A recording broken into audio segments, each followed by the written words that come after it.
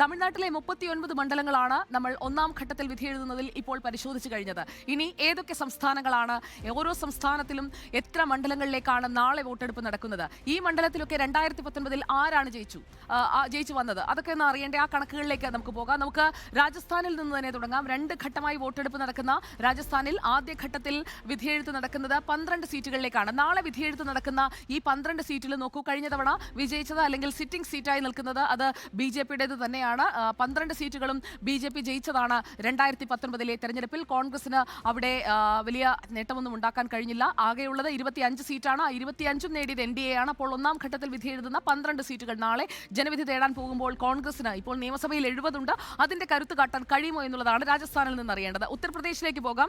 ഉത്തർപ്രദേശിൽ ആദ്യഘട്ടത്തിൽ വിധിയെഴുത്ത് 8 സീറ്റുകളിലേക്കാണ്. 80-ൽ 8, 10-1 സീറ്റുകൾ ആദ്യഘട്ടത്തിൽ വിധിയെഴുതാൻ എത്തുകയാണ്. ഈ 8 സീറ്റിൽ കഴിഞ്ഞ തവണത്തെ ജനവിധി നമ്മൾ പരിശോധിച്ചു കഴിഞ്ഞാൽ നോക്കൂ, BJPക്ക് കൈവശമുള്ളത് 3 സീറ്റുകളാണ്. BSP 3 സീറ്റുകൾ നേടിയതാണ്. സമാജ്വാദി പാർട്ടിക്ക് ഉണ്ട് 2 സീറ്റുകൾ. കോൺഗ്രസിന് ഒന്നാം ഘട്ടത്തിൽ വിധിയെഴുതുന്ന 8 സീറ്റുകളിൽ ഒന്നും കഴിഞ്ഞ തവണ കിട്ടിയതല്ല. അപ്പോൾ സിറ്റിംഗ് സീറ്റുകളുടെ പൊസിഷൻ ഇങ്ങനെയാണ് നിൽക്കുന്നത്. ആകെയുള്ള 80-ൽ 2019-ൽ 64 സീറ്റും NDA നേടിയതാണ്. 10 seat BSP നേടിയതാണ്. ആ 10-ൽ 3 എണ്ണവും നാളെ വിധിയെഴുതാൻ പോവുകയാണ് എന്നുള്ളതാണ് ഇത്തവണത്തെ പ്രത്യേകത. സമാജ്വാദി പാർട്ടിക്ക് 5 സീറ്റുകളാണ് കഴിഞ്ഞ തവണ കിട്ടിയത്. നമുക്ക് നേരെ ഉത്തരാഖണ്ഡിലേക്ക് പോകാം. ഉത്തരാഖണ്ഡിൽ 5 സീറ്റുകളാണ് ആകെ ഉള്ളത്.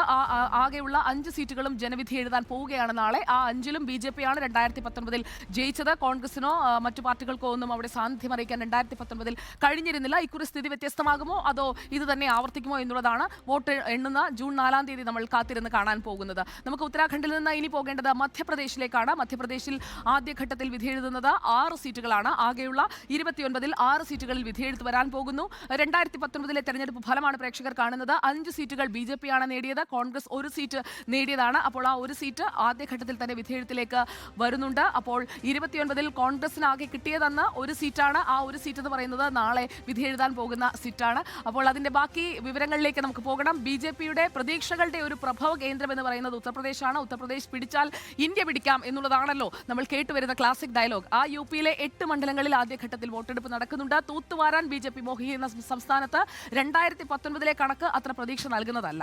3 വീതം BJPയും BSPയും 2 എണ്ണം SPയും പങ്കിട്ടെടുത്തതാണ് ഈ 8 എണ്ണം. കോൺഗ്രസിന്റെ കൂടി പിന്തുണയുണ്ടെങ്കിലും BSP വോട്ടുകൾക്ക് സംഭവിക്കാവുന്ന ചാഞ്ചാട്ടമാണ് ഇത്തവണ നിർണായകമാകാൻ പോകുന്നത്. ഭരണം നഷ്ടമായെങ്കിലും രാജസ്ഥാൻ നിയമസഭാ തെരഞ്ഞെടുപ്പ് ഫലം നൽകുന്ന കണക്കനുസരിച്ച് ആദ്യഘട്ടത്തിൽ വിധിയെഴുതുന്ന ജയ്പൂർ റൂറൽ, ആൽവ, ജുൻജുനു, ഭരത്പൂർ, ഗംഗാനഗർ ഈ മണ്ഡലങ്ങൾ കോൺഗ്രസിലേക്ക് കൂടുമാറിയ BJP sitting MP Rahul Kaswan മത്സരിക്കുന്ന ചുരു, ഇതൊക്കെ കോൺഗ്രസ് ഇക്കുറി തിരിച്ചിങ്ങെടുക്കാൻ കഴിയുമോ എന്ന് പയറ്റി നോക്കുകയാണ്. 2019-ലെ കണക്ക് അനുകൂലമല്ലെങ്കിലും രാജസ്ഥാനിൽ കിട്ടുന്ന ഓരോ സീറ്റും അത് ഇന്ത്യ സഖ്യത്തിന് ബോണസാണ്. നമുക്കപ്പോൾ വിലയിരുത്തലിലേക്ക് ശരത് കെ ശശി ക്ഷണിക്കാം. Good evening Sarath K Sasi. രാജസ്ഥാന്റെയും അതോടൊപ്പം തന്നെ UPയുടെയും ഒക്കെ കാര്യം ഞാനൊന്ന് പറയുകയായിരുന്നു. ആദ്യഘട്ടത്തിൽ കഴിഞ്ഞ തവണത്തെ കണക്ക് ആവർത്തിക്കുമോ അതോ മുഴുവൻ തൂത്തുവാരുമോ? എന്താണ് സംഭവിക്കാൻ സാധ്യത? പ്രചാരണം കണ്ടിട്ട് എന്ത് തോന്നുന്നു?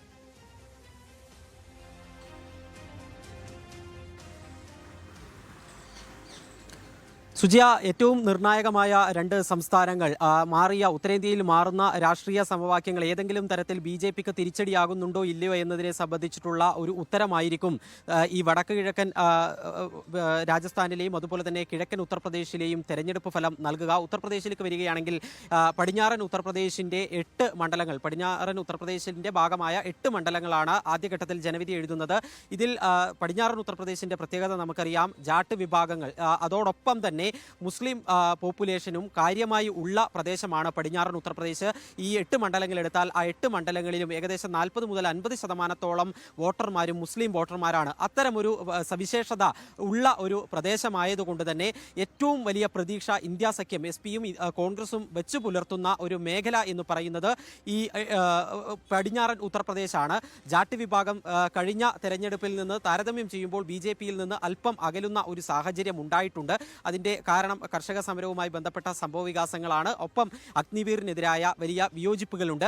കൂടാതെ BJPക്ക് ഇത്തരം ഒരു പടിഞ്ഞാറൻ ഉത്തർപ്രദേശിൽ ഒരു ശക്തമായ മേൽക്കൈക്ക് സഹായകമായ ഘടകമെന്ന് പറയുന്നത് രജപുത്തുകളായിരുന്നു. പക്ഷേ രജപുത്തുകൾ ഈ 8 മണ്ഡലങ്ങളിലെ സ്ഥാനാർത്ഥികളെ പരിശോധിക്കുകയാണെങ്കിൽ ഒരിടത്ത് മാത്രമാണ് ഒരു രജപുത്ത് സ്ഥാനാർത്ഥിയെ BJP രംഗത്തിറക്കിയത്. അങ്ങനെ രജപുത്തുകൾക്കിടയിലും വലിയ ഒരു പ്രതിഷേധം BJPക്കെതിരെ ഉണ്ട്. അതൊക്കെയാണ് BJPക്ക് മുന്നിൽ വെല്ലുവിളിയായി നിൽക്കുന്ന ഘടകങ്ങൾ. ആ ഒരു വെല്ലുവിളി, ആ ഒരു പ്രതിസന്ധി നേട്ടമാക്കി എടുക്കാൻ വേണ്ടി പറ്റുമെന്ന ആത്മവിശ്വാസം ഇന്ത്യ സഖ്യവും പ്രകടിപ്പിക്കുമ്പോൾ അവിടെ ഇന്ത്യ സഖ്യത്തിനെ സംബന്ധിച്ചിടത്തോളം വലിയ തിരിച്ചടി ഉണ്ടാകുമെന്ന് അവർ ആശങ്കപ്പെടുന്നത് BSPയുടെ സാന്നിധ്യമാണ്. BSP കഴിഞ്ഞ തവണത്തേതുപോലെ തന്നെ ഇത്തവണ മത്സരരംഗത്ത് ഇറങ്ങുമ്പോൾ സഖ്യത്തിന്റെ ഭാഗമായല്ല ഈ ലോക്സഭാ തെരഞ്ഞെടുപ്പിൽ 2024 മത്സരിക്കുന്നത്. BSP എത്രത്തോളം ഈ മുസ്ലിം വോട്ടുകൾ കോൺഗ്രസിൽ നിന്നും SP-യിൽ നിന്നും തട്ടിമാറ്റുന്നു എന്നത് ഇവരുടെ വിജയപ്രതീക്ഷയെ വലിയ തോതിൽ ബാധിക്കും എന്ന ആശങ്ക ഇരു പാർട്ടികൾക്കും ഇന്ത്യ സഖ്യത്തിനും ഉണ്ട് എന്നതാണ് മനസ്സിലാക്കേണ്ടത്. മുസ്ലിം സ്ഥാനാർത്ഥികളെ BSP അവതരിപ്പിക്കുന്നു. അതുപോലെ തന്നെ പിന്നാക്ക വിഭാഗത്തിന്റെ ഒരു രാഷ്ട്രീയ മുഖം എന്ന BSP അവകാശപ്പെടുമ്പോഴും പലയിടങ്ങളിലും ബ്രാഹ്മണ സ്ഥാനാർത്ഥികളെ അടക്കം BJP രംഗപ്രവേശം ചെയ്യിക്കുന്ന സാഹചര്യം, ഇതൊക്കെ തന്നെ BJPക്കെതിരായി പ്രതിപക്ഷത്തിന് ലഭിക്കേണ്ടുന്ന വോട്ടുകളിൽ കുറവ് വരുത്തുമെന്ന ആശങ്ക തീർച്ചയായും ഇന്ത്യ സഖ്യത്തിന് ഉണ്ട്. ഒപ്പം ഈ പിലിഭിത്ത് പോലെയുള്ള മണ്ഡലങ്ങളിൽ നേരത്തെ ഉണ്ടായിരുന്ന സാഹചര്യത്തിൽ നിന്ന് വലിയ വരുൺ ഗാന്ധിയുടെ സ്ഥാനാർത്ഥിത്വം ഇല്ലായ്മ, അദ്ദേഹത്തിന് പകരം ജിതിൻ പ്രസാദെയാണ് അവിടെ രംഗത്തിറക്കിയിരിക്കുന്നത്.